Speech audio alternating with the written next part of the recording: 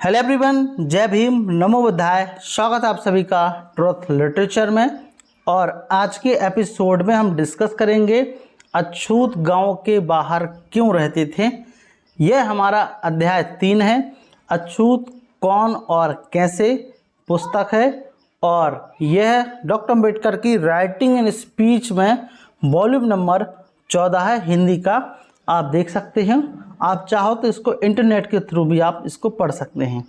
आइए शुरुआत करते हैं कि अछूत गांव के बाहर क्यों रहते हैं, अभी भी रहते हैं 21वीं सदी में। खासकर जब हम देखते हैं गांव में जाते हैं तो अछूतों के जो घर रहते हैं अनटचेबल्स के, वो गांव के बाहर रहते हैं। तो आइए शुरुआत करते हैं। तो लिखते हैं, अछूत गांव के बाहर क्यों रहते हैं। यह इतना निंदनीय तथ्य कि जिन लोगों को इस बारे में बहुत अधिक जानकारी नहीं है, वे भी इसका इतना तो संज्ञान करते ही हैं अथवा इन्हें इतना तो मालूम ही है, फिर भी किसी व्यक्ति ने यह नहीं सोचा कि यह एक गंभीर मामला है जिसका संतोषजनक समाधान होना चाहिए। यह कैसे हुआ कि अछूत गांव के बाहर रहने लगे? क्या उन्हें पहले अछूत घोषित किया गया और फिर उन्हें गांव के बाहर निकाला गया और उन्हें बाहर रहने के लिए बाध्य किया गया, अथवा वे क्या पहले से ही गांव के बाहर रहते थे और उन्हें कालांतर में अछूत घोषित कर दिया गया? यदि हमारा यह उत्तर हो कि वे पहले से ही गांव के बाहर रहते थे, तो अगला प्रश्न यही होता है कि उसका कारण क्या हो सकता है। चूँकि अछूतों के अलग आवास होने के प्रश्न पर पहले कभी किसी ने विचार ही नहीं किया, इसलिए स्वाभाविक तौर पर इस बारे में किसी का कुछ सिद्धांत नहीं है कि अछूत गांव के बाहर क्यों रहने लगे। यह तो हिंदू शास्त्रों का मत है और यदि कोई इसे सिद्धांत मानकर उचित कहे तो वह कह सकता है, शास्त्र कहते हैं कि अनत्यजों को गांव के बाहर रहना चाहिए और उनकी बस्ती गांव के बाहर होनी चाहिए। उदाहरण के लिए मनु का कथन है, मनुस्मृति में लिखा है, जो कि 10:51 आप देख सकते हो कि चांडालों और खपचों का निवास गांव से बाहर हो, उन्हें अपपात्र बनाया जाए, उनका धन कुत्ते और गधे हों। 10:52 में लिखा है कि मुर्दों के उत्तरन कफन उनके वस्त्र हों, वे फूटे बर्तनों में भोजन करें, उनके गहने काले लोहे के हों और वे सदैव जगह जगह घूमते रहें। 10:53 में इसी प्रकार का लिखा है कि धर्म धारण करता हुआ मनुष्य उससे किसी प्रकार का सरोकार ना रखें, उन्हें देखे भी नहीं, वे आपस में ही अपना सब व्यवहार रखें और वे अपने विवाह भी अपनी बराबरी वालों के साथ करें। 10:54 में क्या लिखते हैं कि भोजन उन्हें किसी नौकर आदि द्वारा टूटे हुए बर्तन में दिया जाए, रात को वे गांव या नगर में नहीं घूमें। 10:55 में लिखा है, मनु का कथन है कि दिन में वे अपने काम के लिए जा सकते हैं, किंतु उन्हें राजाज्ञा से सचिन्ह होना चाहिए। हाँ, यह शास्त्रोक्त मर्यादा है कि वे ऐसे व्यक्तियों की लाश शमशान ले जावें जिनका कोई संबंधी ना हो। 10:56 में लिखा है कि राजाज्ञा से वे दंड नीति के अनुसार सदैव अपराधियों का वध करें और वे उन अपराधों के वस्त्र या बिस्तरे और गहने ले लें। यह मनु का कथन है।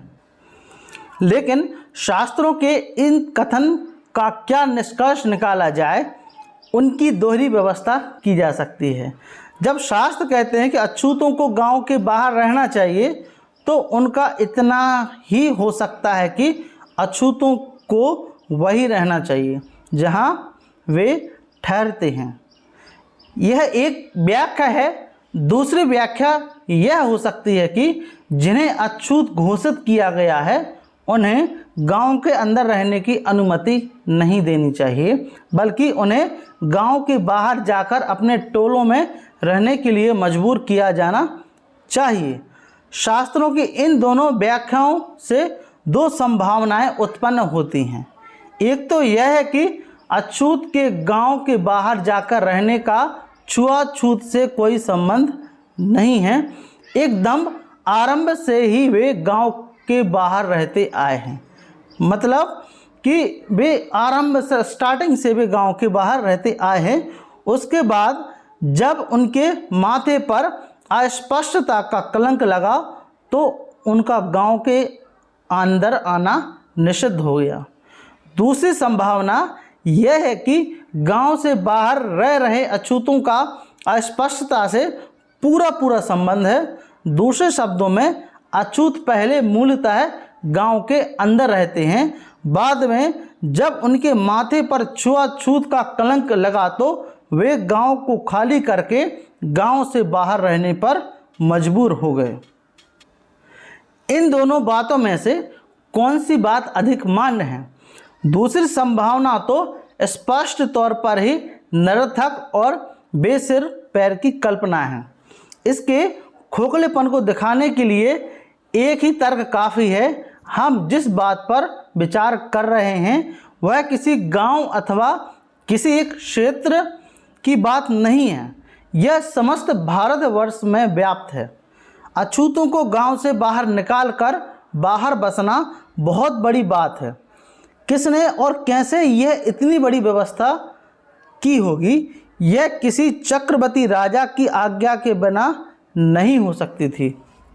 उसके लिए भी उन्हें इस प्रकार एक जगह से हटाकर दूसरी जगह बसाना असंभव कार्य था। चाहे संभव हो चाहे असंभव हो, यह किसी चक्रवर्ती राजा का ही कार्य हो सकता है।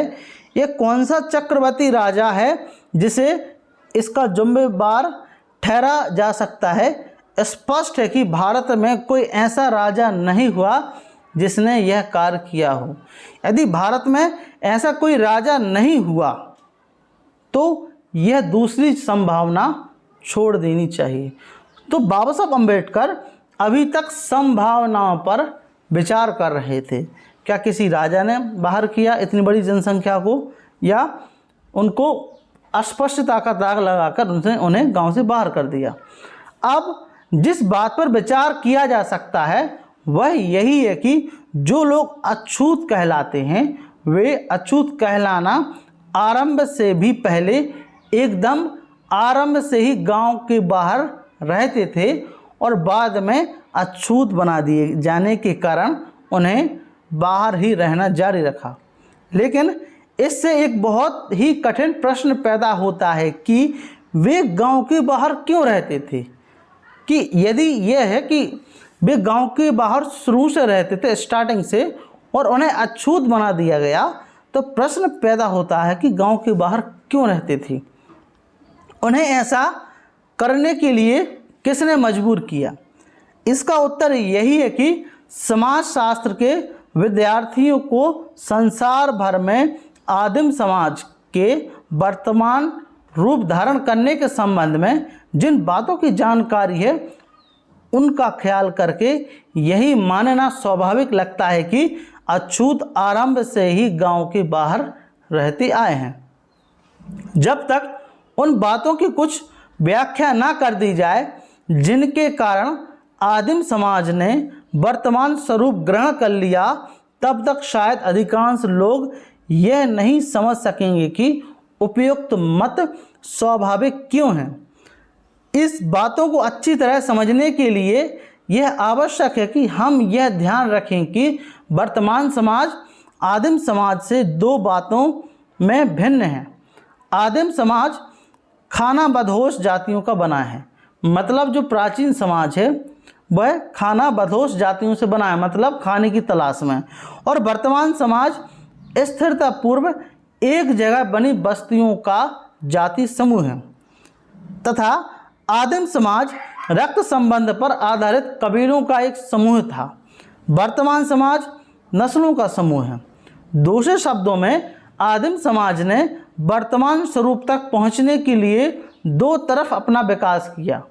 विकास की एक धारा ने आदिम समाज को कबायली अवस्था से लेकर नस्ल की अवस्था तक पहुंचा दिया। इसमें कोई संदेह नहीं है कि ऐसा परिवर्तन हुआ इस प्रकार के परिवर्तन से स्पष्ट चिन्ह राजकीय उपाधियों में दिखाई देते हैं। क्या है इसका एग्जाम्पल लीजिए, अंग्रेजों की उपाधियों को ही लीजिए। जॉन ही वह पहला सम्राट था जिसने अपने आप को इंग्लैंड का सम्राट कहा। उसके पूर्वज सामान्यतः अपने आप को अंग्रेजों का राजा कहते आए। पहला कथन एक प्रजाति का प्रतिनिधित्व करता है, दूसरा एक परिवार जाति का। इंग्लैंड कभी एक देश था जहां अंग्रेज निवास करते थे। अब अंग्रेज वे लोग हैं जो इंग्लैंड में निवास करते हैं। तो ये बात अलग प्रकार की है ना। तो इसी प्रकार वर्तमान फ्रांसीसी राजाओं की उपाधि में दिखाई देता है। कभी भी फ्रांसीसियों के राजा कहलाते थे, जो फ्रांसीसियों के राजा, किंतु आगे चलकर फ्रांस के राजा कहने लगे। विकास की दूसरी धारा ने आदिम समाज को घुमंतु समाज ना रहते देखकर एक स्थिर समाज बनाया। यह परिवर्तन भी इतना निश्चित और प्रभावोत्पादक है कि इसकी वास्तविकता का विश्वास करने के लिए किसी उदाहरण की आवश्यकता नहीं। आगे लिखते हैं, इस समय हमें अपने उद्देश्य के लिए इतना कहना पर्याप्त है कि हम विकास की दूसरी धारा पर विचार करें। किसकी? आदिम समाज। आदिम समाज किस प्रकार घुमंतु समाज ने रहकर स्थिर बसा हुआ समाज बन गया। आदिम समाज के खाना बदोश कबीले ना रहकर वस्तुओं में बसा हुआ समाज बनने की कथा इतनी अधिक लंबी है कि वह एक अध्याय में नहीं आ सकती। केवल दो बातों की ओर ध्यान देना काफ़ी होगा। लिखते हैं, जानने की पहली बात यही है कि किस चीज़ ने समाज में उसका घुमंतु जीवन छुड़ा लिया। दूसरे, घुमंतु जीवन में स्थिर जीवन तक पहुंचने के बीच उसे किस किस अवस्था में से गुजरना पड़ा। निसंदेह आदिम समाज घुमंतु समाज था, किंतु यह घुमंतु अपने किसी घुमक्कड़ स्वभाव विशेष के कारण नहीं था। इसका कारण यही था कि उस समाज का व्यवसाय पशुपालन था। इसलिए वे नए चारागाहों की खोज में घूमते रहते थे। आदिम समाज अपने पशु प्रेम के कारण जहाँ जहाँ पशु ले जाते वहाँ चले जाते। कालांतर में आदिम कबीलों का निवास स्थिर हो गया, किंतु उसी समय उसे एक नई संपदा का पता चला।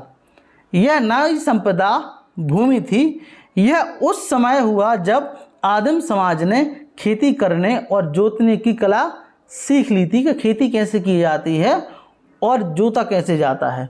जब उनका पशुधन मतलब धन पशुओं भूमि परिवर्तित हो गया और मात्र पशुपालन से भूमि में परिवर्तन होने से धन एक जगह स्थिर हो गया।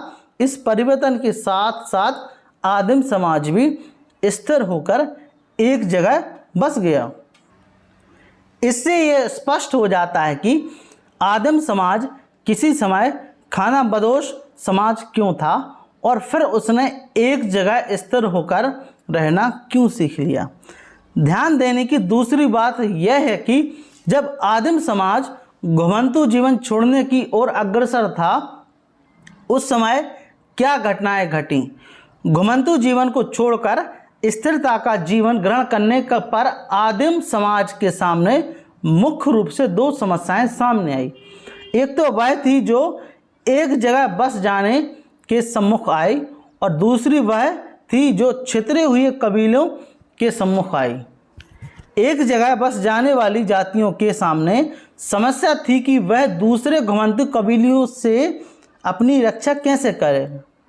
छितरे लोगों के सामने सुरक्षा और शरण स्थान की समस्या थी। इसे और अधिक विस्तार से बताना आवश्यक हो सकता है कि ये समस्याएं क्यों और कैसे उत्पन्न हुई। बस एक जगह बस जाने वाली जातियों के सामने जो समस्या सामने आई, उसे समझने के लिए निम्नलिखित बातों की ओर ध्यान देना होगा। सभी घुमंतु कबीलों अथवा जातियां एक ही समय स्थिर नहीं हुई। कुछ स्थिर हो गई, कुछ घुमंतु बनी रहीं। अभी भी हम बात करें 21वीं सदी में, तो काफ़ी ज़्यादा भारत में घुमंतू जातियाँ हैं जो एक जगह नहीं बसती, वो अपना आशियाना ढूंढते हैं, आज यहाँ तो कल वहाँ। तो अभी तक घुमंतू जातियाँ बनी हुई हैं। याद रखने की दूसरी बात यह है कि ये कबीले अथवा जातियाँ कभी आपस में एक दूसरे के साथ शांति से नहीं रहे, ये हमेशा आपस में युद्ध करते रहे। जब ये कबीले घुमंतू थे तो उनका मुख्य कारण आपस में युद्ध करना ही रहा। जैसे क्या कारण था? पशुओं की चोरी, दूसरा स्त्रियों का हरण, तीसरा दूसरे कबीलों अथवा जातियों के चारागाहों में पशुओं को जबरदस्ती हाँक लेना। जब कुछ कबीले अथवा जातियाँ अभी तक घुमंतू जीवन व्यतीत कर रही थीं तो उनके लिए एक जगह बसे हुए लोगों के साथ टकराव और भी आसान हो गया। दूसरे खानाबदोश लोगों के साथ लड़ाई करने की अपेक्षा इसमें अधिक लाभ था। खानाबदोश जातियों की समझ में यह बात आ गई थी कि एक स्थान पर बस जाने वाली जातियों के पास दोहरी संपत्ति है। घुमंतू कबीलों की तरह ही उनके पास भी पशु थे और इसके अतिरिक्त उनके पास भूमि थी, जिसे देखकर घुमंतू लोगों को लालच होता था, क्योंकि उनके पास तो सिर्फ पशु थे। तो घुमंतू कबीले स्थिर बसी हुई जातियों पर लगातार संगठित रूप में आक्रमण करते थे, जिससे उनका धन ले जा सकें। तीसरी यह बात थी कि एक जगह बसी हुई जातियां इन घुमंतू कबीलों से अपनी रक्षा करने के मसले में कमज़ोर थीं, क्योंकि वे अधिक लाभ के धंधे में लग गईं। इसके लिए वह व्यवसाय की अनदेखी करके मारकाट में ही नहीं लगी रहना चाहती थीं। वे अपने घर छोड़कर इन घुमंतू कबीलों का पीछा भी नहीं कर सकती थीं। इसमें कुछ भी आश्चर्य की बात नहीं है। इतिहास बताता है कि जिन लोगों के पास अपनी रक्षा के साधन नहीं होते थे, दूसरे असभ्य लोगों का मुकाबला नहीं कर सकते थे। इससे यह बात स्पष्ट हो जाती है कि खानाबदोश जातियाँ जब एक जगह बसने लगीं तो उनके सामने आत्मरक्षा की समस्या क्यों और कैसे उपस्थित हुई। उधर यह समझना कठिन नहीं है कि छितरे हुए लोगों की समस्या कैसे उत्पन्न हुई। यह कबीलों के निरंतर युद्ध का ही परिणाम है, जो कबीलों की उस आदिम अवस्था में उन कबीलों अथवा जातियों का सामान्य जीवन था। इन कबीलों के युद्धों में प्राय ऐसा होता था कि एक कबीलों का सर्वथा सफाया तो नहीं होता था, किंतु वह परास्त होकर बिखर जाता था। बधुआ जो दल परास्त हो जाता था वह टुकड़े टुकड़े हो जाता था। इसके परिणाम स्वरूप समाज के विकास की आदिम अवस्था में एक बड़ी संख्या जो इसी प्रकार परास्त होकर बिखरे लोगों की थी, इधर उधर घूमती रहती थी। यह समझने के लिए इन छितरे बिखरे हुए लोगों की समस्या क्यों उत्पन्न हुई, इस बात को समझना आवश्यक है कि आदिम समाज का संगठन कबीलियाई था। ऐसा होने के दो अर्थ थे। पहला क्या है? पहला यह है कि आदिम समाज में प्रत्येक व्यक्ति का किसी न किसी कबीले से संबंध था। इतना ही नहीं, उसे किसी न किसी कबीले से होकर जाना पड़ता था, तभी उनका अस्तित्व था। दल से बाहर किसी व्यक्ति का कोई अस्तित्व ना था या हो ही नहीं सकता था। दूसरे कबीलाई संगठन का आधार रक्त का संबंध था और कोई भी व्यक्ति जो कबीले से पैदा हुआ हो तो वह दूसरे कबीले में सम्मिलित नहीं हो सकता था। इसलिए उसे कबीलों में व्यक्तिगत हैसियत में ही रहना पड़ता था। वह दूसरे कबीलों में समाज में जहाँ एक कबीले का दूसरे कबीले से संग्राम हो रहा हो, इस बात का सदैव डर बना रहता था कि इधर उधर फैले लोगों के इन समूहों पर भी आक्रमण ना हो जाए। वे नहीं जानते थे कि कहाँ शरण ढूंढें। वे नहीं जानते थे कि उन पर कौन आक्रमण कर दे और कौन उनकी रक्षा करेगा। इसलिए आश्रय स्थान मिलना और सुरक्षित रह पाना इन छितरे हुए लोगों की समस्या बन गई। आदिम समाज के विकास के बारे में ऊपर जो कुछ संक्षिप्त रूप में कहा गया उससे यह स्पष्ट होता है कि आदिम समाज के जीवन में एक समय था जब दो समूहों में विभक्त हो गया था। एक समूह एक जगह बसे हुए आदमियों का था। उनकी समस्या थी कि उन्हें ऐसे लोग मिले जो घुमंतु आक्रमणकारियों के विरुद्ध उनकी पहरेदारी का काम करें। दूसरा समूह उन छितरे हुए परास्त लोगों का था जिनके सामने यह समस्या थी कि उन्हें कोई ऐसे संरक्षण मिल जाए जो भोजन तथा शरण स्थान दे सकें। अगला प्रश्न यह है कि इन दोनों समूहों ने अपनी समस्या को कैसे सुलझाया। यद्यपि हमारे पास प्राचीन काल का ऐसा कोई दस्तावेज नहीं है जिसके आधार पर हम निश्चयात्मक रूप से यह कह सकें कि दोनों में किसी प्रकार का करार अथवा समझौता हो, तो वो भी हम कह सकते थे कि दोनों में आपस में समझौता किया, जिसके अनुसार इन छितरे हुए परास्त लोगों ने एक जगह स्थान स्थिर रूप से बसी हुई जातियों की चौकीदारी अथवा पहरेदारी करना स्वीकार कर लिया। एक जगह स्थिर रूप से बड़ी जातियों ने उन्हें भोजन तथा शरण देना स्वीकार किया। वास्तव में यह बड़ा अस्वाभाविक होता यदि इस प्रकार की आपसी व्यवस्था न कर ली गई होती, क्योंकि दोनों को अपने अपने स्वार्थों की पूर्ति के लिए एक दूसरे की मदद चाहिए थी। इन सौदे में एक कठिनाई अवश्य उत्पन्न हुई होगी। शरण स्थान की कठिनाई। छितरे हुए आदमी कहाँ रहे? स्थिर रूप से बसे हुए लोगों के बीच में अथवा उनसे दूरी पर। इस समस्या को हल करने में दो बातें निर्णायक सिद्ध हुई होंगी। एक तो रक्त संबंध की, दूसरी युद्ध नीति की। आदिम लोगों की मान्यताओं के अनुसार रक्त संबंधी ही एक साथ रह सकते थे। कोई भी बाहरी आदमी उस क्षेत्र में प्रवेश नहीं पा सकता था जहां किसी कबीले विशेष का अधिकार हो। ये छितरे हुए आदमी बाहरी थे। वे उस कबीले के थे जो स्थिर रूप से बसे हुए लोगों से भिन्न था। यदि ऐसा था तो उन्हें स्थिर रूप से बसे हुए आदमियों के बीच में नहीं रहने दिया जा सकता था। युद्ध रीति के विचार से भी यह आवश्यक था कि यह बाहर से आए हुए लोग गांव की सीमा पर रहें ताकि वे आक्रमणकारियों का मुकाबला कर सकें। इन दोनों बातों ने मिलकर यही निर्णय कराया कि वे गांव के बाहर गांव की सीमा पर रहे। अब हम अपने मुख्य प्रश्न पर आते हैं। अछूत गांव के बाहर क्यों रहते हैं? ऊपर जो स्थिति बताई गई उनके हिसाब से उस प्रश्न का उत्तर पाने का कुछ प्रयत्न किया जा सकता है। यही बात जो अन्यत्र हुई यह भारत में भी हुई होगी, जबकि घुमंतु जीवन को छोड़ हिंदू समाज स्थिर जीवन की ओर अग्रसर था।